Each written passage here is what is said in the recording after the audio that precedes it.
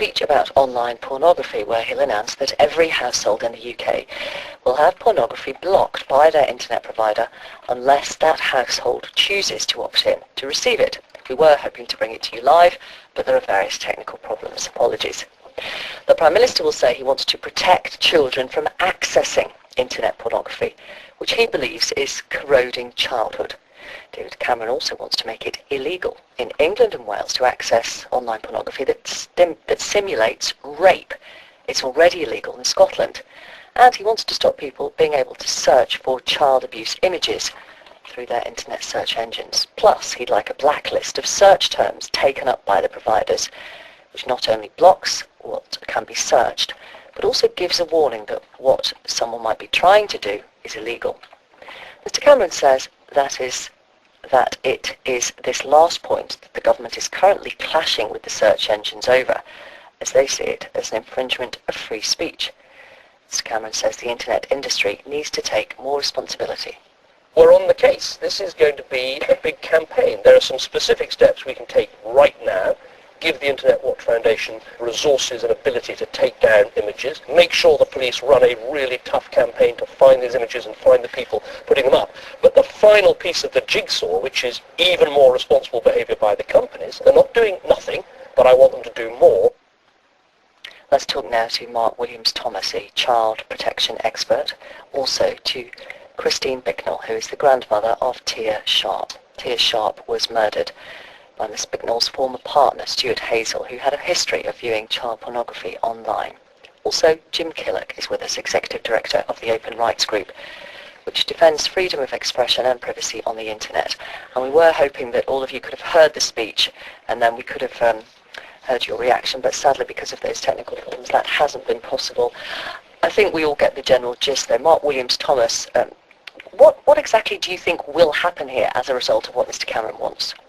Good morning. I think we have to determine that these are two very separate issues. The first issue with regard to adult pornography, and absolutely it's right now that the government step in and say that access to pornography has to be an opt-in. And by that I mean if you're a householder, in order to gain access to adult pornography, you have to choose to view it. So there's an automatic barring. That technology exists, it sits on your home modem, and it's available there, and it's been available for a very long time. The separate issue, which is the issue of access to child abuse images, is one that the government sadly have confused with viewing of adult pornography. They are two very separate issues. They require very separate approaches. Currently, child abuse material is illegal. So if you search for that material, if you obtain that material, it is illegal. What needs to happen is actually the government needs to start saying, well, let's take this very seriously. Let's get a national centre to take on board the proactive operational searching of child abuse material, and then let's get regional forces to be able to do it. The problem is the responsibility at the moment sits with local police forces. They are budget strapped, they don't have the resources to take this. And let's use one example. Last year, the centre of CEOP, the Online Protection Centre, they identified 50,000 people within UK who had child abuse images.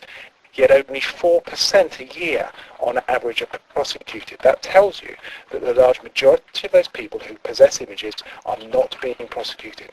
And you say that's simply down to resources and manpower? The only way to tackle this is through proactive policing. Let's get these people prosecuted, let's get them to court. There's some questions around whether the sentences are appropriate. I mean, anybody who possesses child abuse images, I say, should have a minimum of a 1-year sentence, and obviously that should increase depending on what there is. And that's why we need to look at it very differently. The people who go looking for child abuse material do not go looking for it on Google search engine.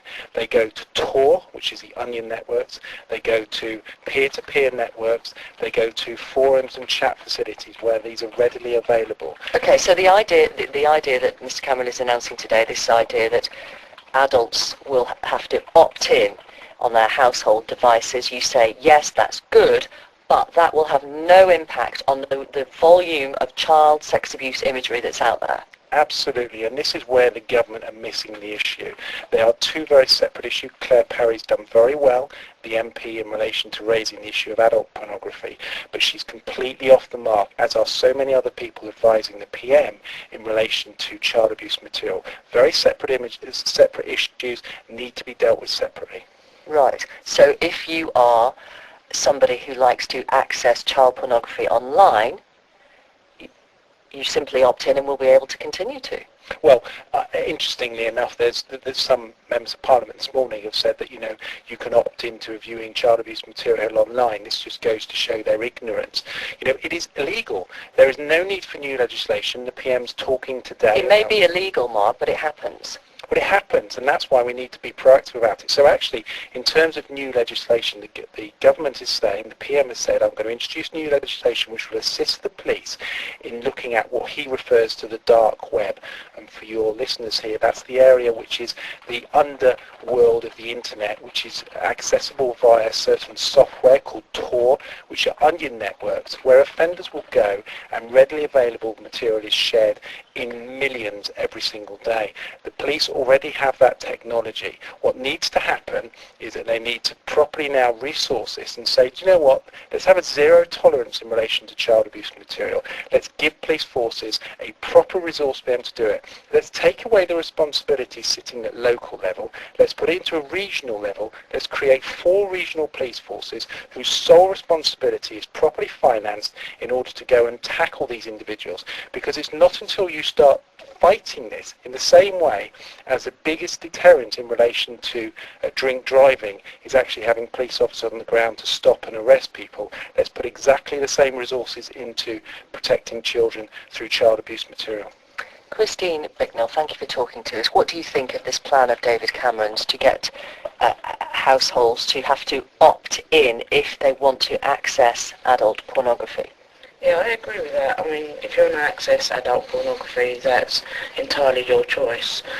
But I do believe that anybody that access or chooses to access child pornography, there's a person sitting at the end of the computer that's uploading all that.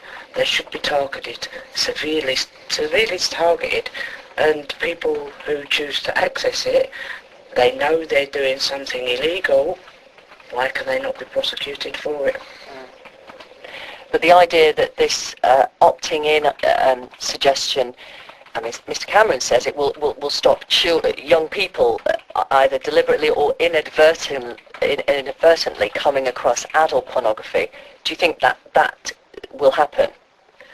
To be honest with you, I mean, I don't really know much about the internet. I'm not very much up to date with computers. I don't know.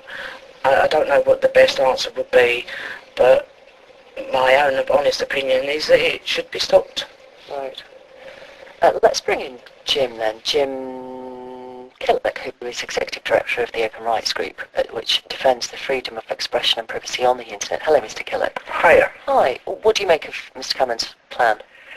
Well, I agreed a lot actually with what Mark said. I don't agree with him about quite how adult filters should be supplied to households, but I do very much agree with him on several points.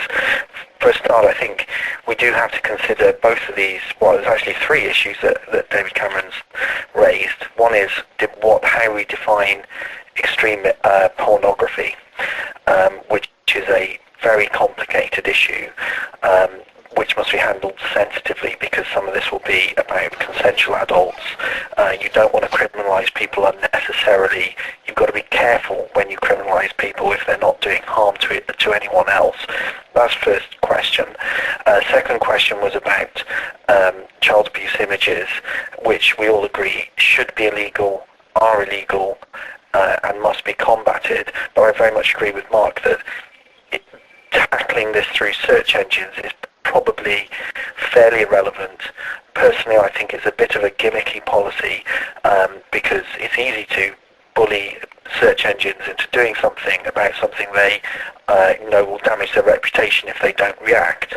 It's much harder to do the things that Mark was talking about with policing, which require resources and money, and yet we haven't heard those things from the Prime Minister. We should have also been hearing about how he's going to tackle money laundering of money made from child abuse images, and we should have also heard about how he's going to work with groups with policing internationally and international governments to shorten the amount of time it takes to So remove there's clearly a these lot more images. to be done. Clearly a lot more to be done. But the principle, first of all, of the first bit of the plan, the opt-in, yes?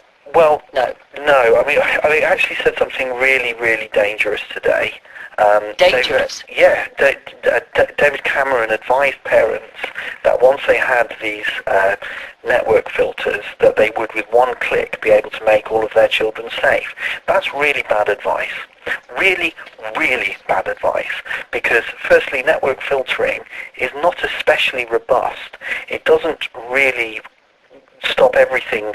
It can only stop a certain amount of the material because it has to identify it. Okay, there may be flaws, but the principle, good or bad? Well, the principle should be choice, and you have to. I think it's very important to remember that we're not just talking about pornography when we talk about children. There will be choice. You can choose to opt in if you want to access adult pornography. Actually, what I think will happen is it will be a question: do you need or wish to install filters? Yes or no, and then you'll move on to questions. I think that's a fairly sensible approach. The bizarre thing that's going on today is, in order to claim victory to the Daily Mail, David Cameron is saying you'll have to opt into porn. I don't think that's quite what is going to happen. At least I hope not, because it'll be, do you want to opt into being able to view a range of political content? Do you wish to opt into being able to see the pubs and bars and alcohol-related sites of the Rose and Crown down the road? And I just don't think those things should be switched off by default.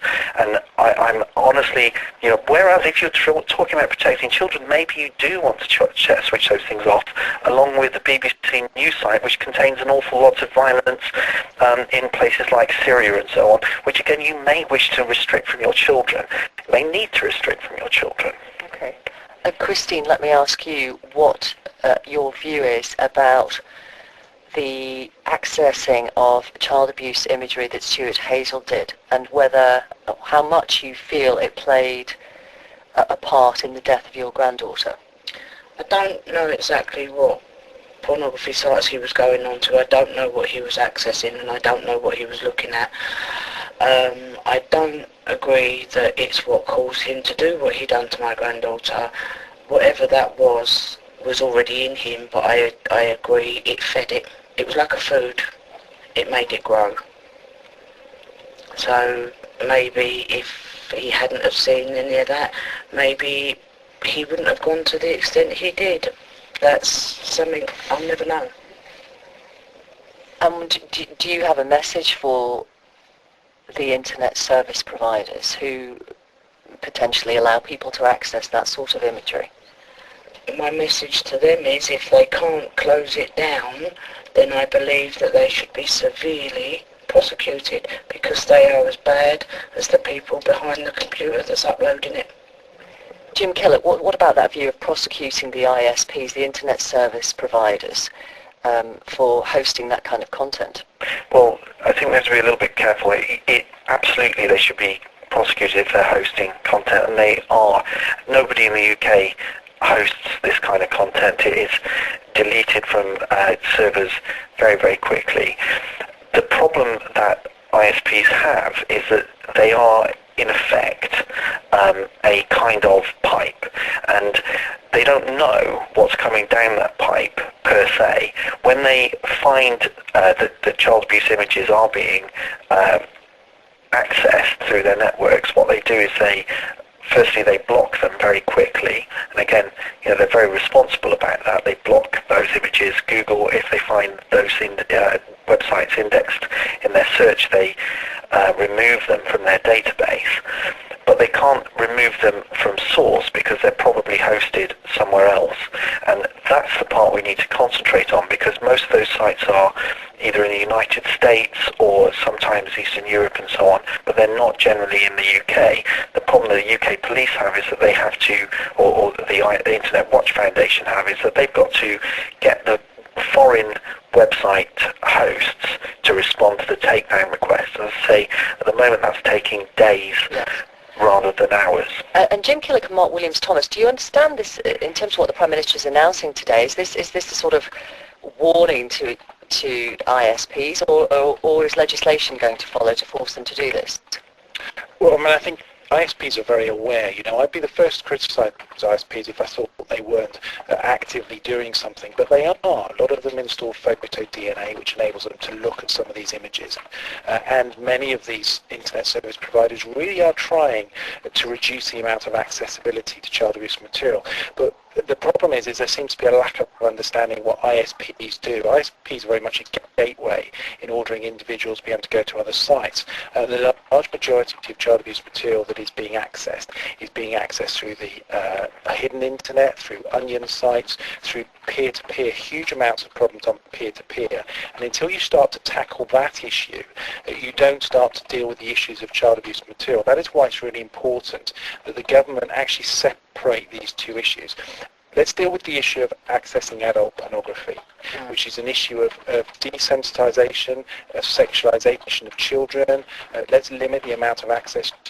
Gone are the days where children could gain access to adult pornography either through, something their parents have collected or through the shop. The accessibility now and the desensitization in relation to sexual activity is accessible in the playground through mobile phones. Well, that's where today's speech will have no impact, because if teenagers have mobile phones that have internet access, they will be able to access adult pornography. And also, they are sending photos between themselves, some of them, of them with their girlfriend or friend in, uncompromising positions. Absolutely, and this is why what needs to happen is we need to have a proper approach and determine through some kind of knowledge or understanding to say these are very complex issues. They need to be dealt with individually. I am totally in support of the Prime Minister wanting to tackle the issue of online pornography as an opt-in, and particularly around the child sexualization, but these are very different issues of child abuse material. Let's separate the two and let's deal with them separately. The government have bundled this all together. They've tried to put it into a situation which is PR attractive, and as a result of that, sadly, it'll have little impact on what we're really talking about here, which is the sexual abuse of children and photographing video that abuse and putting it up online. Thank you all very much. Well,